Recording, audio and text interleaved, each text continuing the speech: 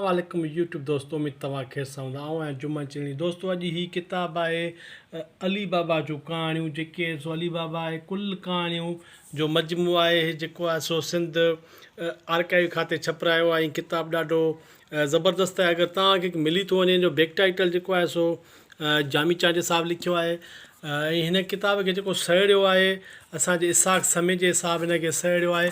इसाक़ समय जो जॾहिं हिन किताब जे बारे में या अली बाबा जे कहाणी जे बारे में जेके लफ़्ज़ चए थो त अली बाबा जे कहाणी जी हिकु अहम मौज़ू हिन जे किरदार जे अकेलो रहिजी वञणु अकेले मथां पूरो ऐं खोखलो थी वञण बि आहे। हू किरदारनि जे अकेलाई जे सबबनि वाक़िअनि पसे मंज़र घटि थी वञे कहाणी शुरूआत ऐं पुछाड़ी क्लाइमेक्स जा पन्ना फाड़े थो छॾे। वाक़िअनि जी अजाई ईंग पसे मंज़र टिगी थकाईंदड़ ज़िक्र खे छांके थो छॾे। हू फ़क़ति विच खे फोकस थो करे। हिन कहाणी हलंदे हलंदे ओचितो कंहिं वक़्तु किथां बि शुरू थी वञे थी ऐं उन लाइ उहो का बि टिगे मथो खपाईंदड़ फनी रथा बि नथो करे। उहा कहाणी किथां शुरू थिए थी किथे ख़तमु थी वेंदी ऐं छिड़क सां शुरू थिए थी ऐं न छिड़क ते ख़तमु थिए थी। क्लाइमेक्स खां सवाइ बि एतिरी असरदार कहाणी फ़क़ति हीअ अली वटि ई आहे ऐं हिन जी कहाणी जो पंहिंजो समूरो गर चोहर अर्क आब हयात या ज़हर पूरी विच ते मुनक़शफ़ करे थो। उहो विच ई अली बाबा कहाणी अनफ़रादियत बि आहे। असुल मरकज़ या महवर बि हिन वटि लफ़ाज़ी लबध नाज़ुक ख़्याल घटि आहिनि। काफ़ी ॻरो संजीदो ॾुखियो ऐं डिक्श रखण जे बावजूदि पंहिंजे सिटुनि में बि एसा जी जेका धड़कण थो भरे उहा हिन जे इंसान खे दिलि वांगुरु धक धक अता करे थी छॾे। हिन कहाणी ज़िंदगी जे वांगुरु ॻाल्हाए रही आहे। हर कहाणी ख़ुशबू वांगुरु गैर महसूस तरीक़े सां अंदरि में होगा अखियुनि में लुड़क मंदर ते माक ऐं महलनि ते पथर उछली रही आहे।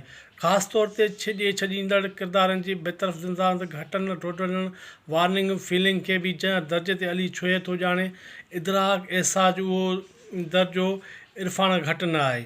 हू किरदारनि जे अंदरि में सुई जी चुभ सुॾक किरदारनि जे अंदरि में सुॾकनि भरे बूंद बूंद कंदड़ लुड़क भोरा भोरा कंदड़ पीड़ा अकेलाई ख़ाली पिणे खे एतिरो गहरो ऐं घाटो थो चए जो उन्हनि जा किरदारनि जा अकेलाई खॼण उन साह पढ़ंदड़ खे पंहिंजो साहनि जी सरहदुनि खे छुहंदे महसूसु था थियनि। पढ़ंदे पढ़ंदे पढ़ंदड़ जे अखियुनि जो दरिया किताब जे पननि ते तां गुज़रणु नथो लॻे ऐं माण्हू खे देरि ताईं ख़बर नथी पवे त हू छो रोई रहियो आहे। ॾाढा ज़बरदस्त मां इहे ज़रूरी सम्झ में इहे इसाक़ सम्झ जा लफ़्ज़ पढ़ण हिते छो त ॾाढा ज़बरदस्त लफ़्ज़ आहिनि। बिल्कुलु अली बाबा जी कहाणियुनि जो अहिड़ो ई आहे। अली बाबा जूं कहाणियूं ॾाढियूं शानदार कहाणियूं आहिनि जेके हिन सुठो कमु कयो आहे इसाक़ समय जो हिन खे सैर करे कयो अथई। हीअ अगरि तव्हांखे मिले थो त 500 ते तव्हांखे हीअ किताबु मिली वेंदो ऐं ॾाढो सस्तो सुठो किताबु।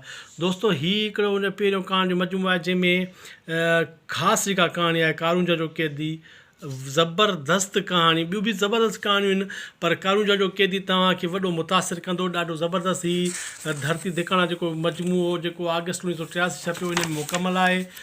आयल ओलाना जेको आहे सो 1984 में छपियो इहो मुकमल आहे ऐं मुंहिंजूं कहाणियूं नाले सां 1994 में जेको छपियो उन में बि इहे मुकमल हिन में कहाणियूं आहिनि।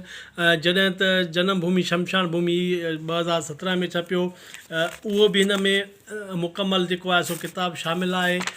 हिन में टोटल जेको बि अली बाबा जो मवाद आहे अली बाबा जूं कहाणियूं आहिनि उहे हिन में शामिलु आहिनि। किताबु ॾाढो शानदार आहे अली बाबा जे हवाले खां ऐं किताबु जेको आहे सो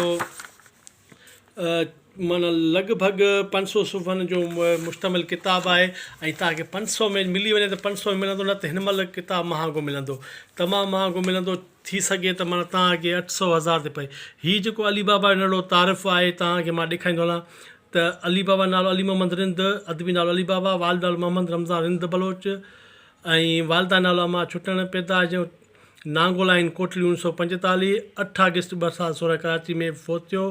घरवारी बख़्तार 5 नियाणू हिकु पुटु ग़ुलाम शाह ऐं सिनफ़ूं कहाणी नाविल नाटक मज़मून कालम ऐं शाइरी। हीअ किताबु जेके तव्हां मुंहिंजो दड़ो नाविल आहे सिंधबाद जो सफ़र ॿारनि लाइ नाविल ही ज़बरदस्त आहे। हिन किताब में जेको आहे मां ॿुधायां त सिर्फ़ु कहाणियूं ई शामिलु आहिनि बाक़ी हीअ अली बाबा जा ड्रामा बि जेके आहिनि तमामु शानदार ड्रामा। अगरि कंहिंखे PTV यादि हुजे त अली बाबा खे PTV ते जेको ड्रामा पेश कंदो आहे केॾा ज़बरदस्त ड्रामा पेश कया।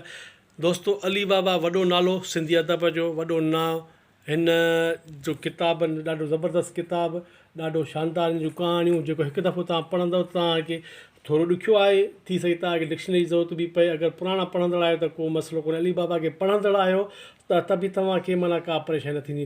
हालांकि अली बाबा जेको आहे सो एॾो ॾुखियो बि कोन्हे, ऐं एॾो सवलो बि कोन्हे, पर अगरि पढ़ण ते चाहींदो ॾाढो ज़बरदस्तु आहे। हीअ शानदार कहाणी जो किताबु आहे जेको हिन में गॾु आहिनि सिर्फ़ु 2 नाविल, सिंधुबाद सैलानी ऐं मोहन जो दड़ो, शानदार नाविल आहिनि, उहे हिन में शामिल आहिनि। सिर्फ़ु कुल कहाणियूं शामिल आहिनि।